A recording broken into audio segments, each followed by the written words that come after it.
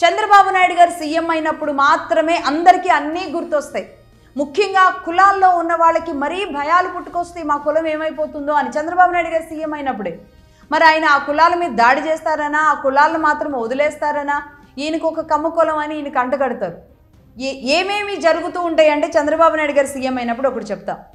2000 సంవత్సరంలో 2001లో ఇప్పుడు BRS party, అప్పుడు టీఆర్ఎస్ పార్టీ, కేసీఆర్ గారు బయటికి వెళ్ళిపోతారు. మినిస్టర్గా ఉండి రాజీనామా చేసి బయటికి వెళ్ళిపోతారు. ప్రత్యేక ఉద్యమం జెండా తీసుకుంటారు.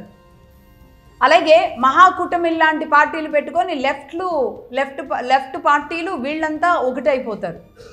ఇలాంటి ఉద్యమాలు జరుగుతాయి. 1995లో కాపు ఉద్యమం అని ముద్రగడ పద్మనాభం గారు బయలుదేరుతారు. చంద్రబాబు నాయుడు గారు సీఎం అయినప్పుడు మాత్రమే వీళ్ళందరికీ కులాలు గుర్తొస్తాయి. ఆ తర్వాత మళ్ళీ 2014లో రాష్ట్ర విభజన జరిగింది. రాష్ట్ర విభజన తర్వాత మళ్ళీ ఏదో ఒక ఉద్యమం పుట్టాలి, లేకపోతే చంద్రబాబు నాయుడు గారిని ఎలా ప్రశాంతంగా కూర్చొని ఇవ్వాలి? ఆయన పని చేసేస్తే మళ్ళీ ఆయనకి ఏదైనా ప్లస్ అవుద్దిగా ఇవన్నీ. కాబట్టి ఏదో ఒక పుట్టాలి, రగలాలన్నమాట. అక్కడ ఏదో ఒక అగ్గి రగులుతూ ఉండాలి. అదేదో రావణ కాష్టం అని చెప్తూ ఉంటారు చూడండి, అలా రగులుతూ ఉండాలన్నమాట ఎప్పుడు రాష్ట్రం. దానికోసం చేసింది ఏంటి? 2014 తర్వాత సరిగ్గా 2 ఏళ్ల తర్వాత మొదలైంది ఏంటి?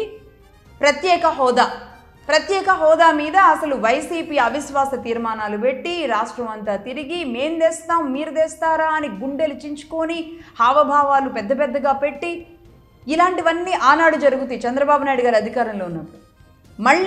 మళ్ళీ ఆ తర్వాత ఏం ఉండవు. అసలు ఎక్కడైనా 2019 నుంచి 2025 వరకు ఏదైనా ఉద్యమం నడిచిందా? కేవలం అమరావతి రాజధాని కాదు అన్నారు కాబట్టి కేవలం అమరావతి కోసం నడిచింది ఒక ఉద్యమం.